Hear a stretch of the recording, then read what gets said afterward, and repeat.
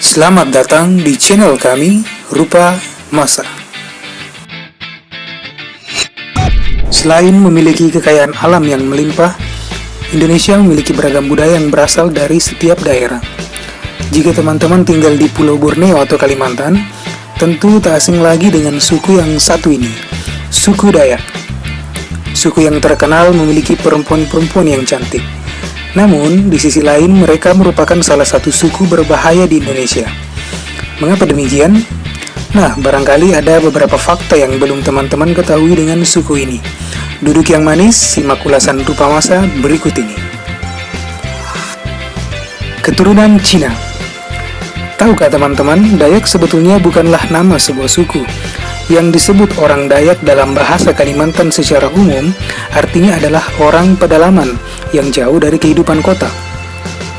Nama Dayak merupakan ejaan lama yang diberikan pertama kali oleh penjajah kepada pedalaman Borneo. Ada 3 pengelompokan suku di Kalimantan Indonesia yang dilansir oleh Badan Pusat Statistik Republik Indonesia. Salah satu di antaranya adalah suku Dayak. Nah, dalam rentan waktu yang lama, penyebaran masyarakat Dayak menelusuri sungai-sungai hingga ke hilir dan kemudian mendiami pesisir Kalimantan.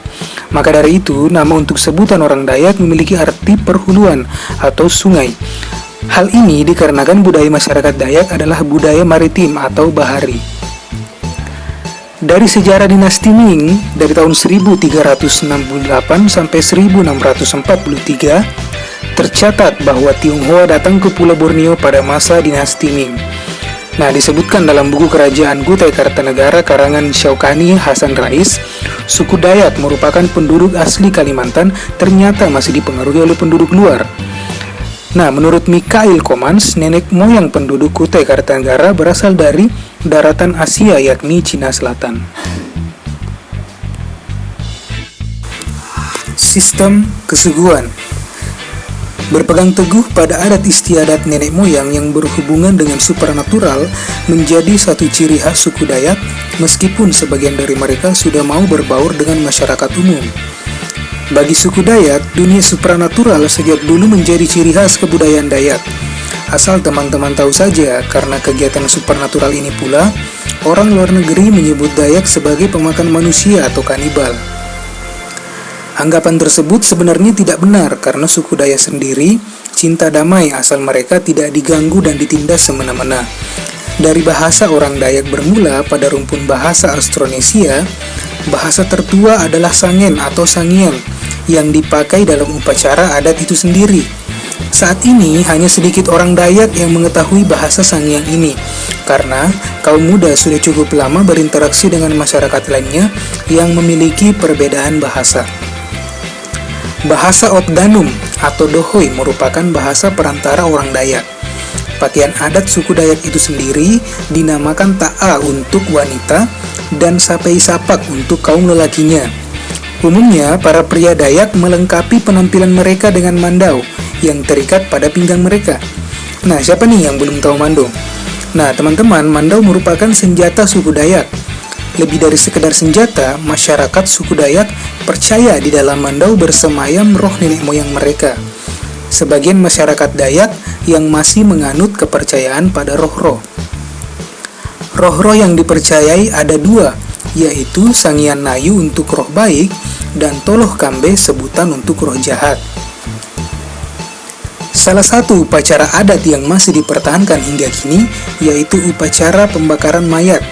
Upacara pembakaran mayat oleh masyarakat Dayak disebut tiwah. Nah, abu sisa pembakaran diletakkan di sebuah bangunan yang disebut tambak.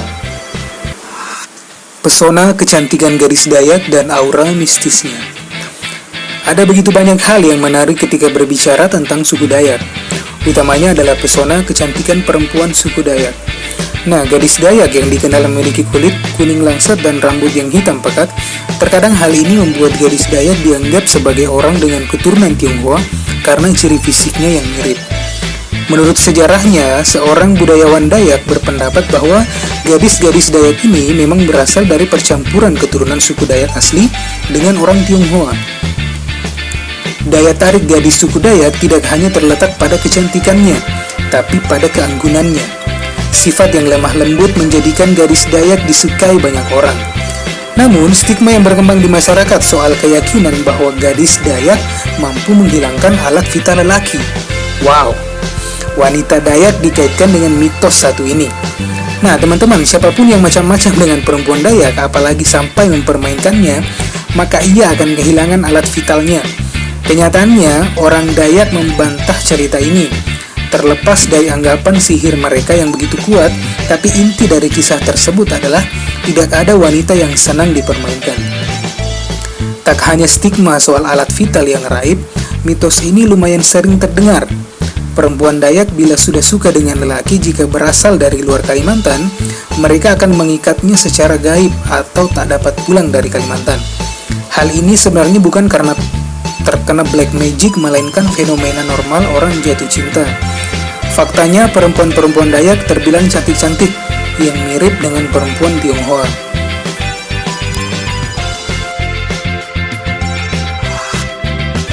Suku paling berbahaya, suku Dayak, Kalimantan Timur. Suku yang menyimpan keelokan yang indah juga menjadi salah satu suku yang berbahaya di Indonesia. Pasti teman-teman sudah tidak asing lagi dengan suku ini, suku yang berasal dari Kalimantan Timur. Kabarnya, masyarakat suku ini masih memiliki ilmu sihir yang sangat berbahaya. Ilmu mistis yang paling terkenal dari suku ini adalah mandau terbang. Mandau merupakan senjata tradisional suku Dayak.